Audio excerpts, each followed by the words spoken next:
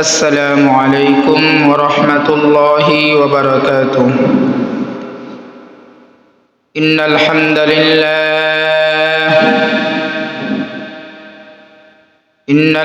لله الذي جعل الشمس والقمر بحسبان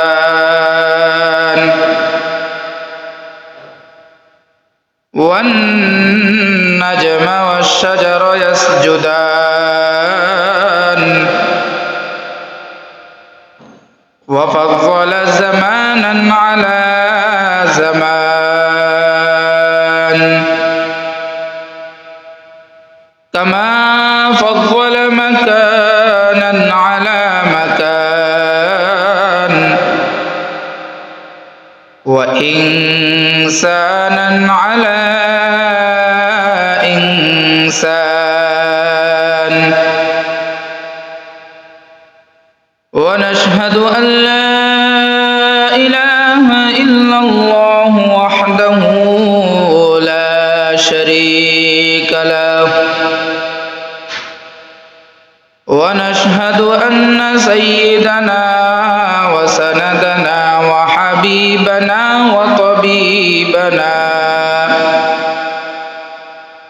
وطبيب قلوبنا ومولانا محمدا عبده ورسوله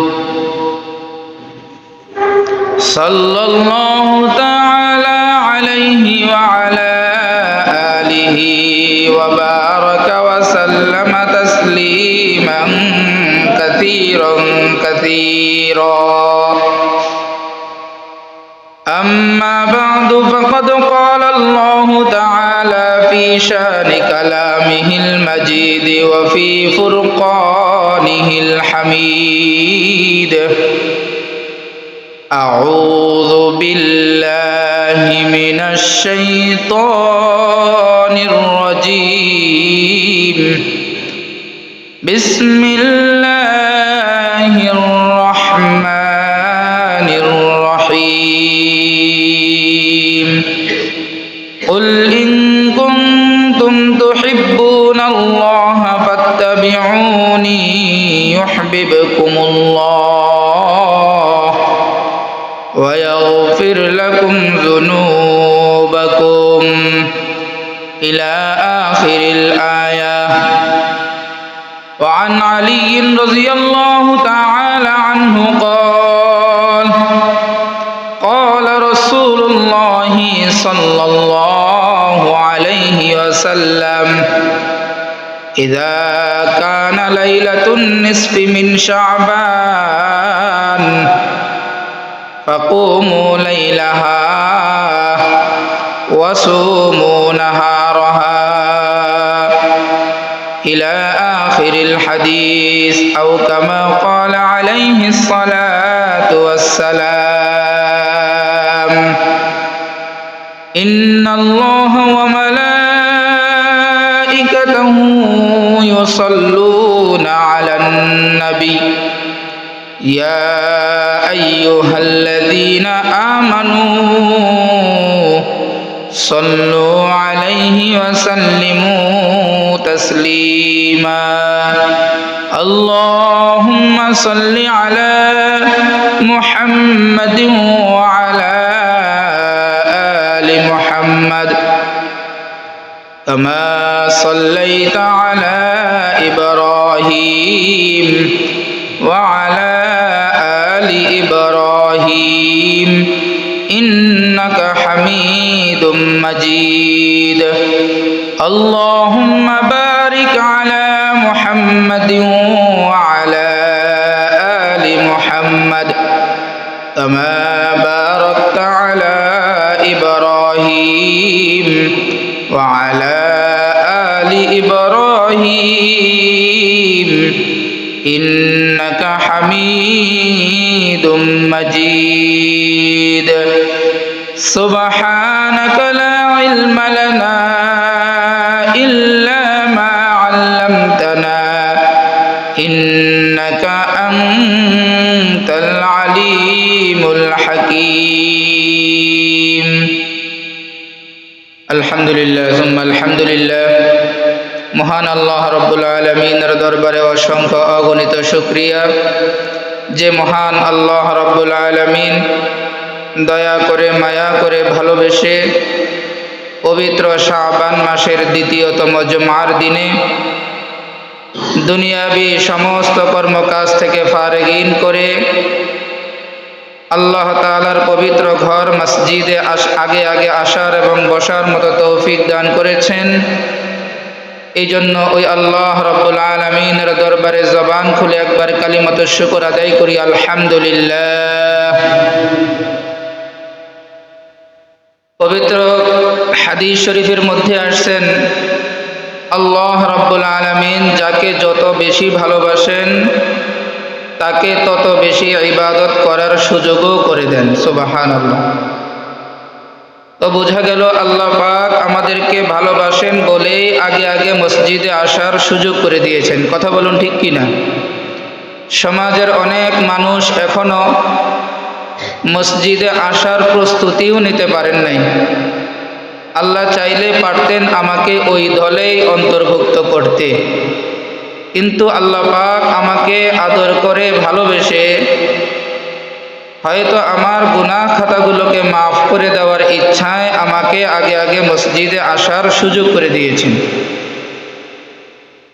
এই জন্য আল্লাহ পাকের কাছে আবার শুকরিয়া জ্ঞাপন করি, আলহামদুলিল্লাহ। আমরা দেখতে দেখতে পবিত্র শাবান মাসের প্রায় দ্বিতীয় জুমায় উপনীত হয়ে গিয়েছি। পবিত্র মাহে রমাজান আমাদের একেবারেই অতি সন্নিকটেই। আল্লাহ পাকের কাছে আমরা দোয়া করি, আল্লাহ রব্বুল আলামিন যেন আমাদের নেক হায়াতকে দীর্ঘায়ু করে পবিত্র মাহে রমাজান পাওয়া পর্যন্ত আল্লাহ পাক যেন আমাদেরকে তৌফিক দান করেন। সকলে বলি আমিন। পবিত্র শাবান মাস অত্যন্ত গুরুত্বপূর্ণ একটি মাস, ফজিলতের মাস। এই মাসে আল্লাহ রসুল সাল্লাল্লাহু আলাইহি ওয়াসাল্লাম বেশি পরিমাণে ইবাদত করতেন। রমাজানের পূর্ব মাস হিসাবে আল্লাহ রসুল সাল্লাল্লাহু আলাইহি ওয়াসাল্লাম বেশি বেশি ইবাদত করে রমজানের প্রস্তুতি গ্রহণ করতেন। আমরা জানি দুনিয়ার কোনো মানুষকে, কোনো গায়ককে যদি বলা হয় ফেব্রুয়ারি মাসের অমুক তারিখে তোমাকে অস্ট্রেলিয়ার সিডনিতে গান গাইতে হবে, তো ওই গায়ক ওই ফেব্রুয়ারি মাস আসার পূর্ব মুহূর্ত পর্যন্ত সে প্রতিনিয়ত দিবানিশি প্র্যাকটিস করবে। কি করে? গান গেয়ে, ঘরে, স্টেজে, স্টুডিওতে বিভিন্নভাবে সে গান গেয়ে গেয়ে কি করবে? প্র্যাকটিস করবে, যেন ফেব্রুয়ারি মাসে অস্ট্রেলিয়ার সিডনিতে গিয়ে ভালো পারফরমেন্স করে। একজন খেলোয়াড়কে যদি বলা হয় মার্চ মাসের অমুক তারিখে তোমার বিশ্ব ওয়ার্ল্ড কাপে খেলা আছে, তোমাকে খেলতে হবে, তো সেও তার ঘরের মাঠে, দেশের মাঠে, বিভিন্ন জায়গায় খেলা চালিয়ে যাবে, প্রস্তুতি নিবে যেন ওয়ার্ল্ড কাপে সে ভালো কিছু করতে পারে। তো বোঝা গেল গানের প্রস্তুতি গান দিয়ে হয়, খেলার প্রস্তুতি খেলা দিয়ে হয়। ঠিক তদ্রূপ রমজান মাসের আমার আমল যেন সঠিকভাবে হয়, এই জন্য রমজানের পূর্ব মাসেই আমল দিয়েই প্রস্তুতি নিতে হবে। এই জন্য আম্মাজান হযরত আয়েশা রাদিয়াল্লাহু তাআলা আনহা বলেন, রমজানের পূর্ব মাস তথা শাবান মাস আসলেই আল্লাহ রসুল সাল্লাল্লাহু আলাইহি ওয়াসাল্লাম কোমরে মাঝায় কাপড় বেঁধে একেবারে নেমে যেতেন বেশি বেশি ইবাদত আর বন্দেগী করার জন্য। সুবহানাল্লাহ। তো বোঝা গেল শাবান মাস অতি ফজিলতময় মাস, গুরুত্বপূর্ণ একটি মাস। এই মাসের মধ্যে এমন একটি রজনী আছে, এমন একটি রাত আছে, যে রাত সম্পর্কে, যে রজনী সম্পর্কে আল্লাহ রসুল সাল্লাল্লাহু আলাইহি ওয়াসাল্লাম তার গোটা জাহানের উম্মতদের জন্য সুসংবাদ দিয়েছেন। সুবহানাল্লাহ।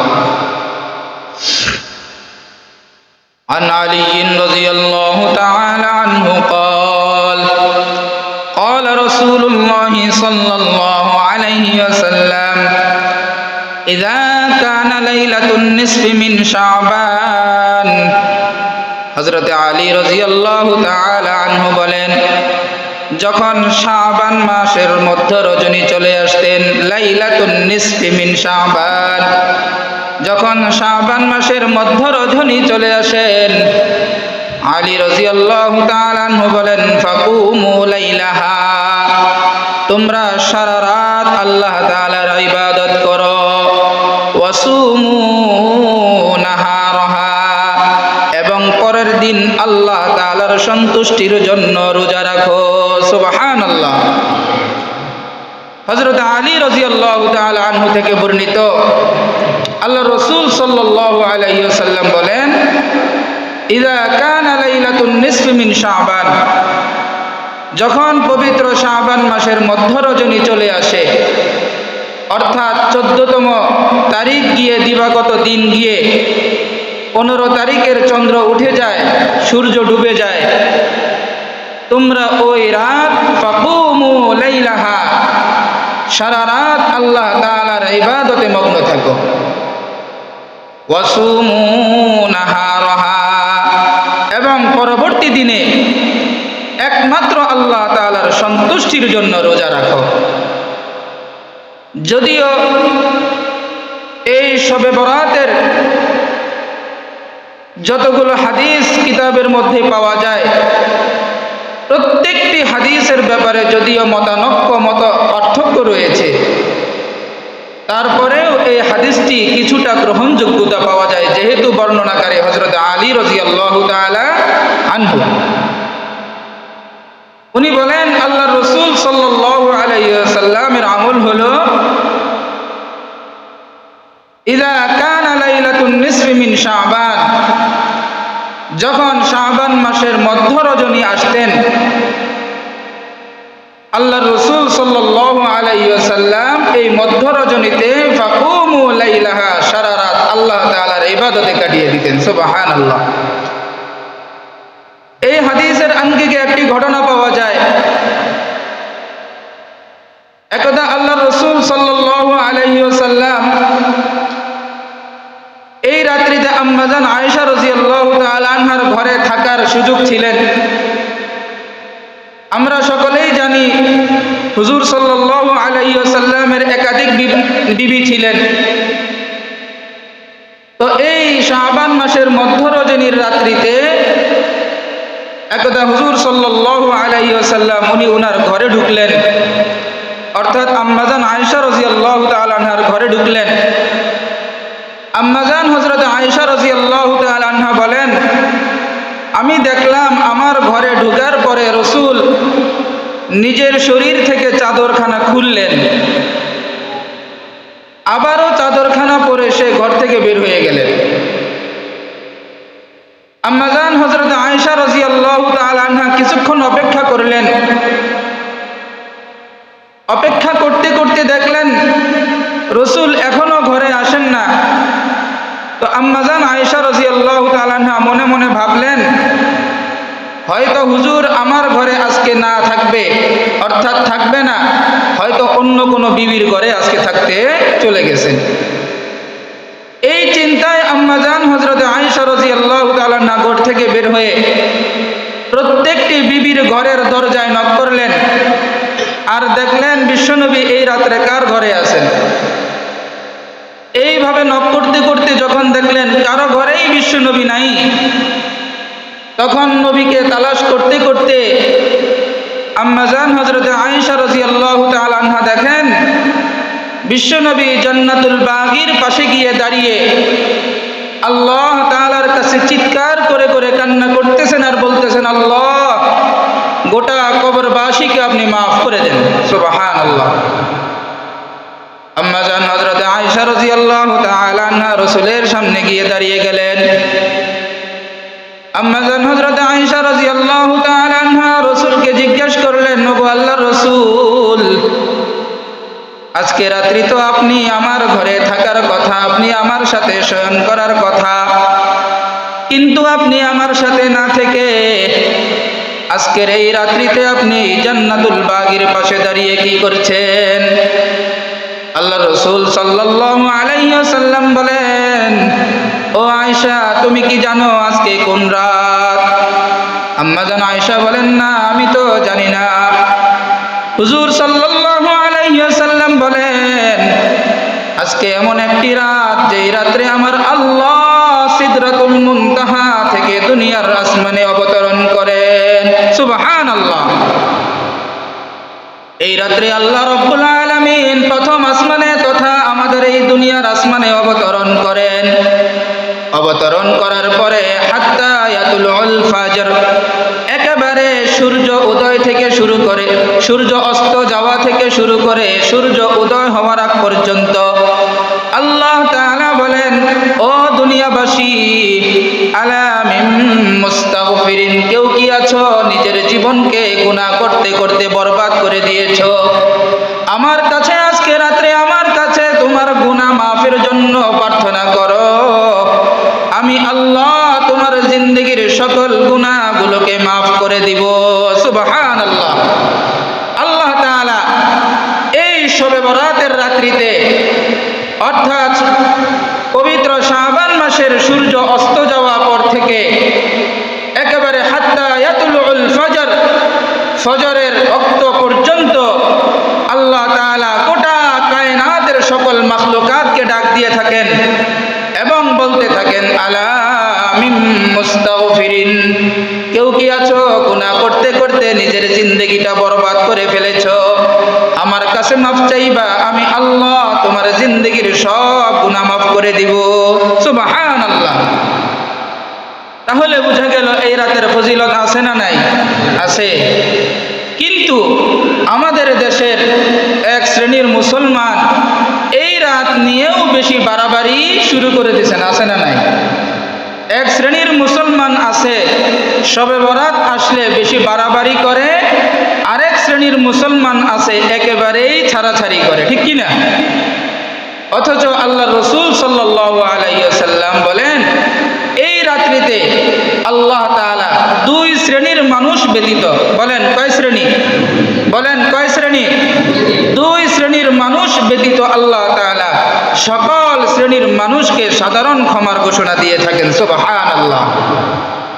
দুই শ্রেণীর মানুষের মধ্যে এক শ্রেণী হলো, আল্লাহ রাসূল সাল্লাল্লাহু আলাইহি ওয়াসাল্লাম বলেন, আমার যে উম্মতের অন্তরের মধ্যে হিংসা অহংকার নিয়ে বসবাস করে, হিংসার সাথে চলাচল করে, অহংকারের সাথে চলাচল করে, হিংসা বিদ্বেষ নিয়ে সমাজে চলাচল করে, আল্লাহ তাআলা এই রাত্রিতেও তাকে কোনোভাবেই ক্ষমা করেন না। দুই নম্বর হলো, আল্লাহ রাসূল সাল্লাল্লাহু আলাইহি ওয়াসাল্লাম বলেন, যেই ব্যক্তি মুশরিক, আল্লাহর সাথে শিরিক করে, এই দুই শ্রেণীর মানুষ ব্যতীত আল্লাহ তাআলা সকল শ্রেণীর মানুষকে আল্লাহ তাআলা এই শবে বরাতের রাত্রে সাধারণ ক্ষমার ঘোষণা দিয়ে থাকেন। সুবহানাল্লাহ। তাহলে বোঝা গেল আল্লাহ তাআলা এই রাত্রিতে সাধারণ ক্ষমার ঘোষণা দিয়ে থাকেন। এই জন্যই আল্লাহ রাসূল সাল্লাল্লাহু আলাইহি ওয়াসাল্লাম নিদ্রায় না গিয়ে জান্নাতুল বাগী, যেহেতু ক্ষমা যতটুকু দুনিয়ার জীবিত মানুষের প্রয়োজন, তার চাইতেও বেশি কবরের জগতের মানুষের বেশি প্রয়োজন, ঠিক কি না? আমরা দুনিয়াতে যারা জীবদ্দশায় আছি, হায়াতের জিন্দেগিতে আছি, আমরা যে কোনো মুহূর্তে আল্লাহ তাআলার কাছে ক্ষমা চাইলে আল্লাহ তাআলা যদি অনুগ্রহ করে, দয়া করে, তো আমাদেরকে চাইলে মাফ করে দিতেও পারেন। কিন্তু যারা কবরবাসী হয়ে গেছে,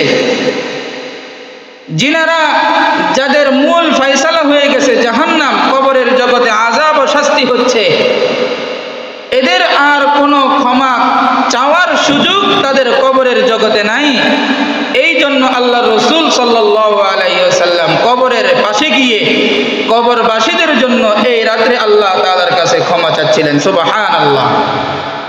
আমাদের সমাজেও অনেকে এমন আছে যাদের বাবা, দাদা, চাচা কবরের জগতে শুয়ে আছে। এই রমজান আসলে কিংবা শবে বরাত, শবে কদর আসলে হুজুরের হাতে 100 টাকা 200 টাকা ধরিয়ে দিয়ে বলেন যে আমার ওই জায়গায় আমার বাবার কবর, চাচার কবর, দাদার কবর কবর একটু জিয়ারত করে দিয়েন, আছে না নাই? নিজে যেতে চায় না। আমাদের দেশের অনেক সন্তান এমনও আছে যারা নিজের সন্তানকে তথা দাদার কবরটাও চিনায় না, এরকমও সন্তান বাবা আমাদের সমাজে আছে না নাই? বিশেষ করে শহর অঞ্চলে যদি জিজ্ঞেস করা হয় ছোট ছোট বাচ্চাদেরকে, তোমার দাদার কবর কোথায় তুমি জানো নি, দেখবেন অনেকেই বলবে তার দাদার কবর কোথায় সে এটা নিজে জানেও না, আছে না নাই?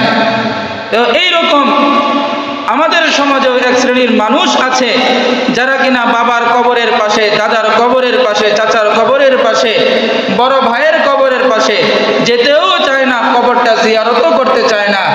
হুজুরের হাতে 100, 200, 500 টাকা ধরায় দিয়া বলে যে হুজুর জিয়ারত করে দিন, আছে না নাই? এই জন্য আমরা আমাদের বাবার কবর, আমার দাদার কবর, আমার চাচার কবর আমি নিজে জিয়ারত করবো, পারবো তো ইনশাল্লাহ? আমি নিজে দাঁড়িয়ে, আপনার হুজুর যদি হাজারো দোয়া করে তার চাইতে আপনার বাবার জন্য সন্তান হিসাবে আপনার দোয়া বেশি গ্রহণযোগ্য আল্লাহ তাআলার কাছে। বুঝে আসেনি কথা? এই জন্য আমরা চেষ্টা করব বাবার কবরটা জিয়ারত আমি সন্তান হিসাবে আমার হক, এটা আমি নিজে আদায় করব, পারবো তো ইনশাল্লাহ? বলেন না পারবো তো ইনশাল্লাহ? এই শবে বরাত আসলে আমাদের দেশের একটা বড় বাড়াবাড়ি হয়ে যায়, সেটা হলো আমাদের বর্তমান বাংলাদেশে শবে বরাত মানেই হচ্ছে গোশত আর হালুয়া রুটি, আছে না নাই? বুঝেন নাই কথাটা? মানে শবে বরাত আসলেই বাড়িতে আয়োজন করতে হবে খিচুড়ি, হালুয়া, রুটি, নানান ধরনের হালুয়া, রুটি, বিভিন্ন প্রকারের আইটেমের খাবার বানিয়ে এইভাবে সারা রাত সে শবে বরাত পালন করে, আছে না নাই? বলেন না আছে না নাই? শবে বরাত মানে ট্রেডিশনাল একটা হালুয়া রুটি দিয়ে আমাদের আয়োজন করতেই হবে, তা না হয় শবে বরাত পালন হবে না।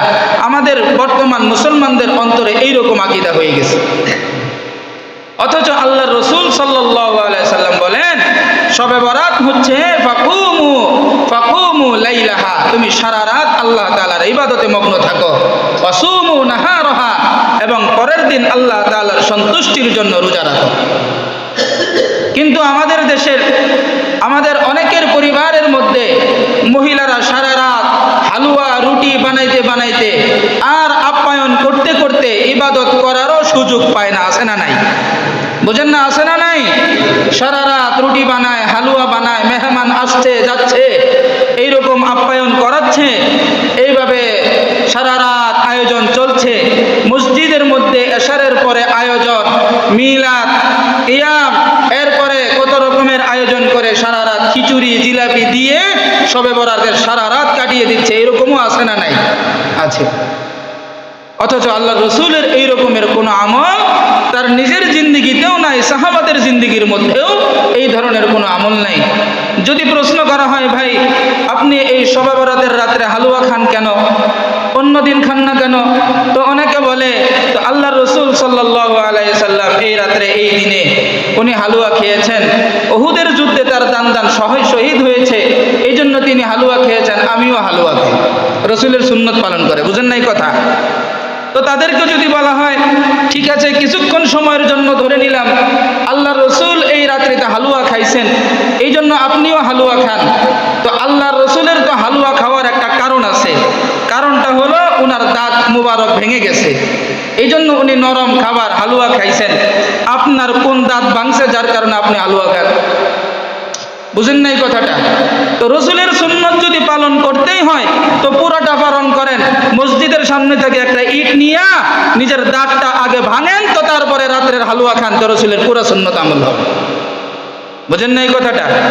এটা হলো রসুলের সুন্নত পালন করা নিয়ে একটা বড় বাড়াবাড়ি আর ফাইজলামি ছাড়া আর কোনো কিছুই না। এই জন্য বিশেষ করে আমরা সচেতন থাকবো ইনশাল্লাহ, যেন এই হালুয়া রুটির আয়োজন করতে গিয়ে আমার ঘরের সারা রাতের ইবাদত যেন ছুটে না যায়। পারবো তো ইনশাল্লাহ? বলেন না পারবো তো ইনশাল্লাহ?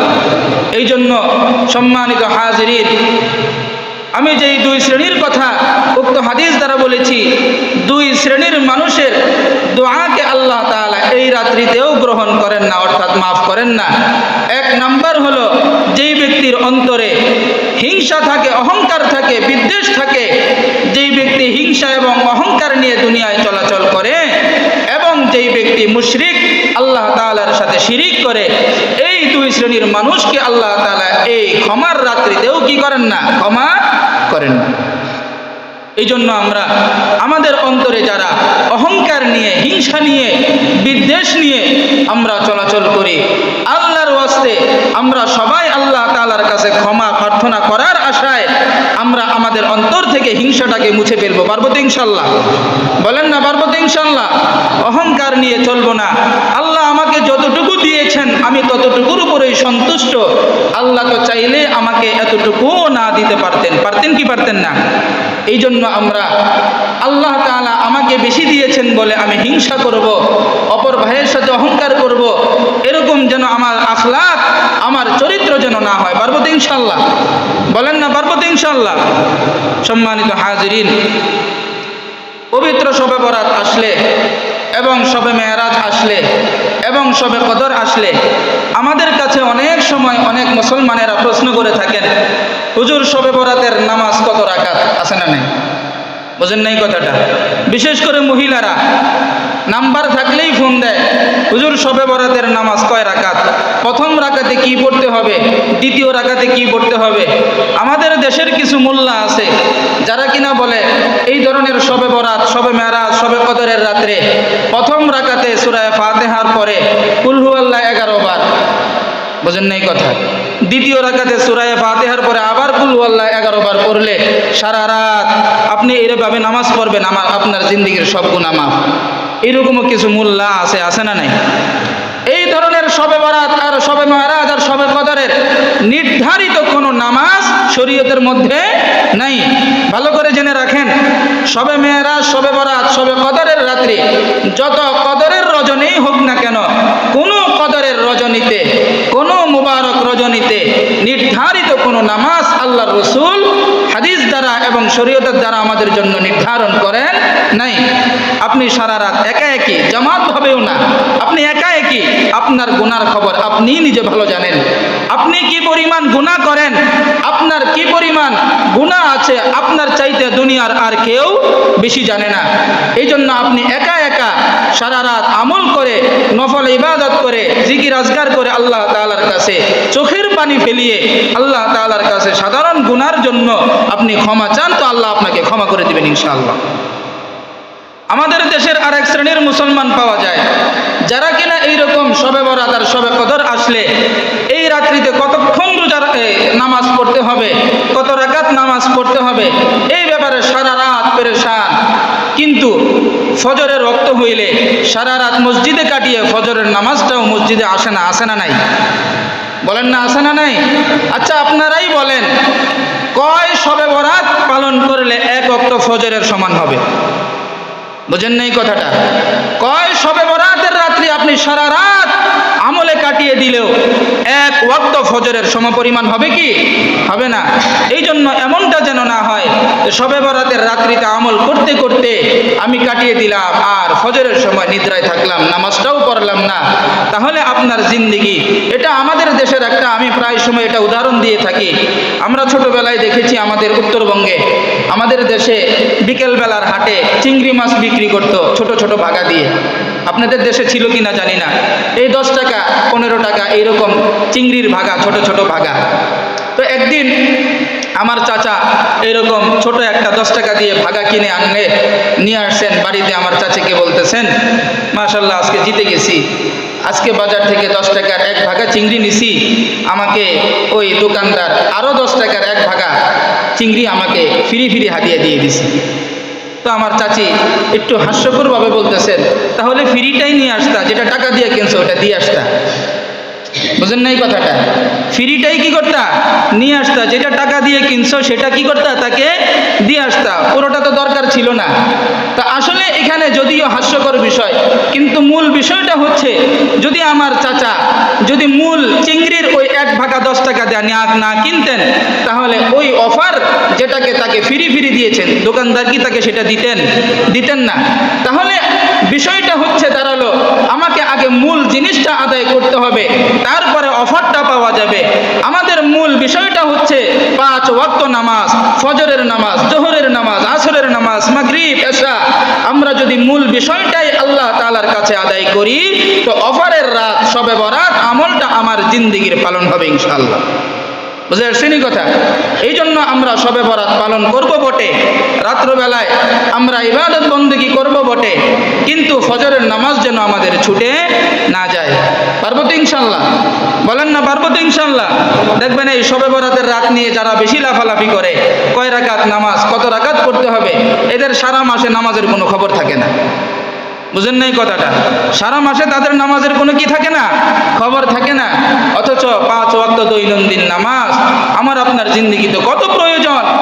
যদি কবরের জগতে একবার যাওয়ার পরে আবার পুনরায় ফিরে আসা যাইতো, তো অনুধাবন করা যাইত। এই জন্য মুহতারাম হাজিরিন, আমরা সকলেই শবে বরাত পালন করতে গিয়ে যেন আমার জিন্দেগিতে এমন কোনো বিষয় না আসে যেটা একেবারে বাড়াবাড়ি হয়ে যায়, একেবারে বাড়াবাড়ি করতে গিয়ে ফিতনা হয়ে যায়, একেবারে বেদাত হয়ে যায়। এরকম কোনো আচরণ আখলাক আমার দ্বারা যেন না হয়। পারবো তো ইনশাআল্লাহ? বলেন না ইনশাআল্লাহ? আল্লাহ পাক আমাদের সকলকে উক্ত কথাগুলোর উপরে আমল করার তৌফিক দান করুন। সকলে বলি আমিন। ওয়া আখিরু দাওয়ানা আলহামদুলিল্লাহি রাব্বিল আলামিন।